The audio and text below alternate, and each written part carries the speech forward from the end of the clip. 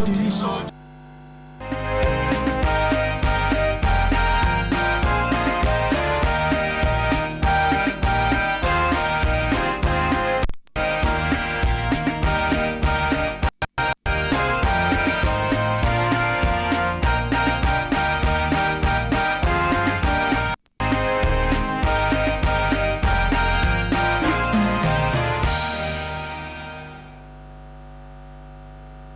Good afternoon.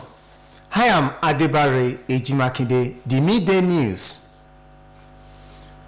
Osun State Governor Senator Ademola Adeleke has urged the people of the state to work together irrespective of their political affiliation in the spirit of unity and purpose to build a prosperous state for all.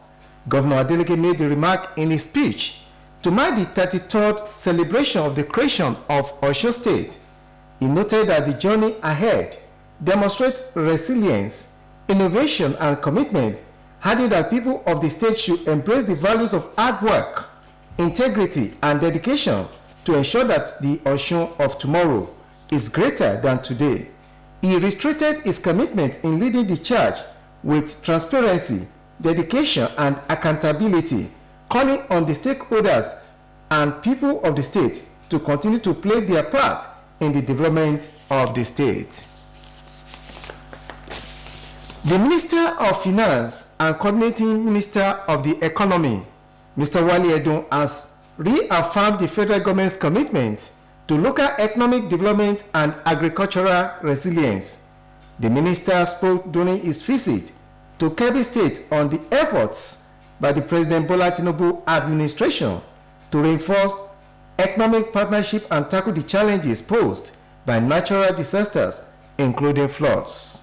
A statement by the ministry's Director of Information and Public Relations, Mohammed Manga, said Edun's visit was meant to address the significant impact of flooding on agricultural productivity.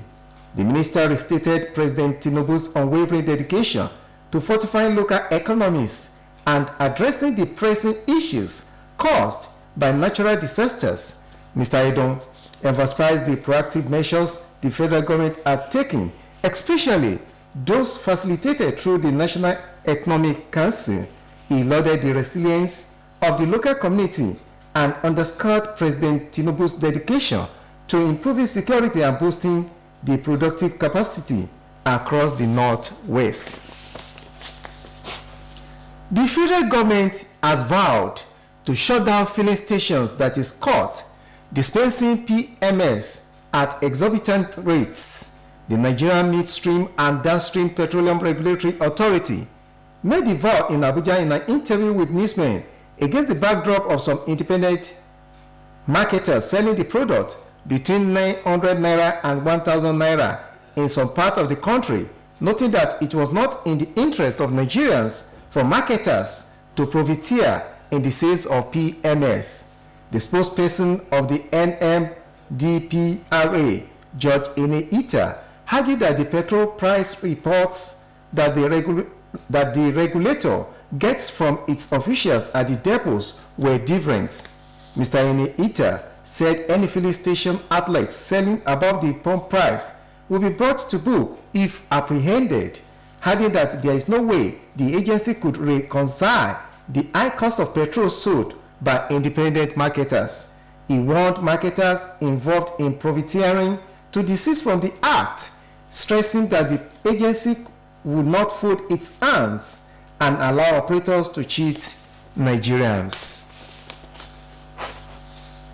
Osun State Senior Secondary Education Board Establishment Bill 2024 was the subject matter of debate at the plenary of the State House of Assembly, in which the bill was debated at the Committee of the Whole, after which the progress report was presented by the Speaker, Honorable Adewale Egbedun. Parliamentary reporter Oluwatosin Oladokun reports. The motion for the adoption of the vote and proceeding was moved by the Chief Whip of the House, Honorable Wale Akerele, and the motion was seconded by the lawmaker representing Iwo State constituency, Honorable Adesina Rabi. Reading at the floor of the House was a private member bill, authored by the majority leader of the House, Honorable Adeleke was the Speaker, Honorable Adewale Egbedun. The bill titled Osun State Security Network and Amatekun Corps, Amendment Number 1, is seeking to amend and review some of the components domiciled in the state security network. This bill is aimed, amongst other things, at reviewing the tenure of the chairman and other members of the board, aside that of the secretary, from part-time to full-time, to further strengthen the operations of the agency in view of the current security situation, which is not peculiar to our state alone. Thereafter, the House dissolved into the Committee of O for consideration of Osun State Senior Secondary School Education Board Establishment B 2024 at the Participatory Committee of O, Chairman Honorable Adewale Egbedo, as well as members, among whom were the Chairman House Committee on Education, Honorable Siru Badepade, Honorables Akinyode Ojusi, Adeyemi Adewumi, Afiz Ibrahim, Abiola Aweyeye, Adekunle Olademeji, and Laide Ajibola spoke around the budgetary allocation and terms and conditions of service and other benefits among others. While presenting the progress made during the Committee of O, the Speaker of the House said all the correction and adjustment pointed out at the Committee of O are form part of the bill.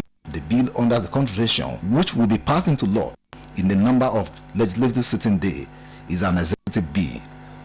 Oluwatosin Oladokun, OSBC News. The Nigerian Union of Teachers has condemned the federal government's decision under 18 candidates from sitting for the West African Senior School Certificate Examination and National Examination Council, even as the Academic Staff Union of Universities backed the policy. It will be recalled that the Minister of Education, Professor Tai Mama, announced that the federal government had instituted a new age policy for secondary school leaving examinations, setting the minimum age at 18. The Secretary General NUT, Dr. Mike Ene, in an interview with newsmen, said the changes in society, like early enrollment in crèches due to economic pressures, made it unrealistic to restrict learning based on age, stressing that the only way this policy could work if it is implemented from the foundation. He added that exceptional students who might be younger but academically advanced were not considered in the policy, warning that the policy could lead to legal challenges and urged the government to rethink. Now to sports story.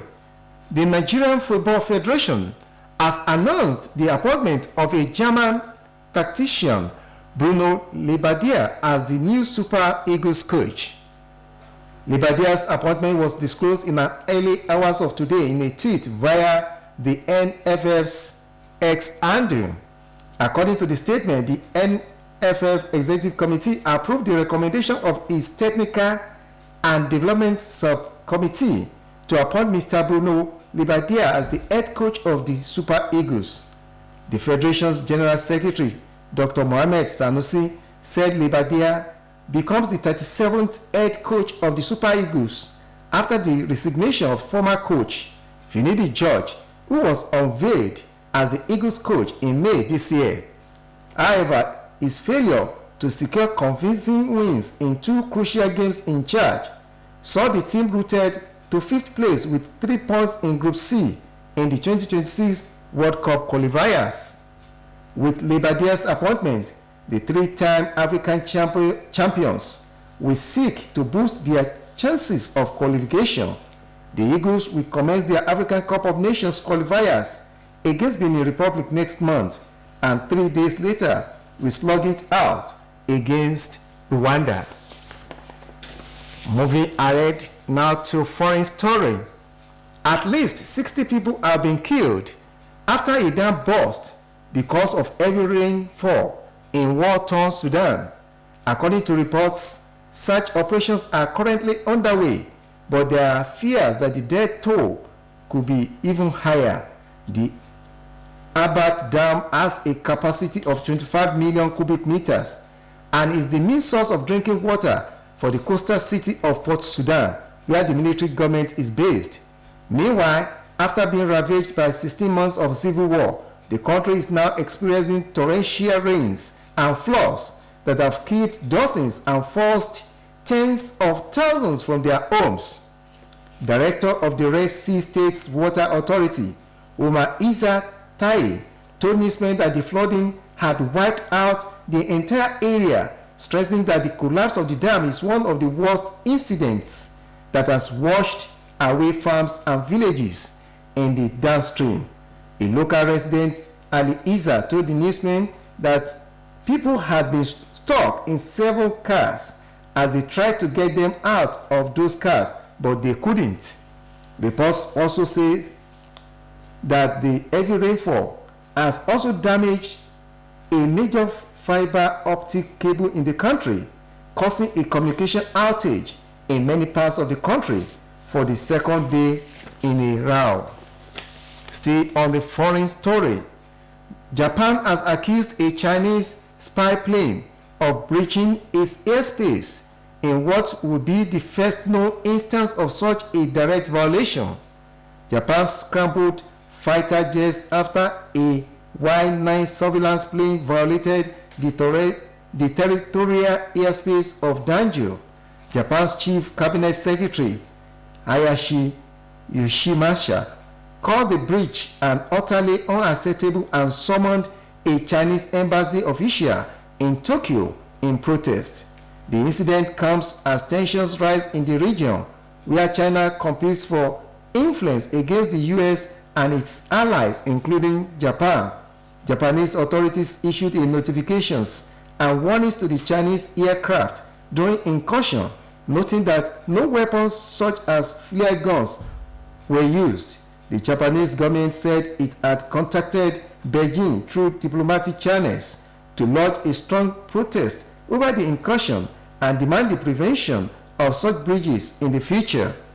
Chinese Foreign Ministry spokesperson Lin Jian said they had no intention of invading the airspace of any country and that relevant departments were still trying to understand the situation. That ends the midday news on OSBC TV. Join us 3 for the state news. Good afternoon.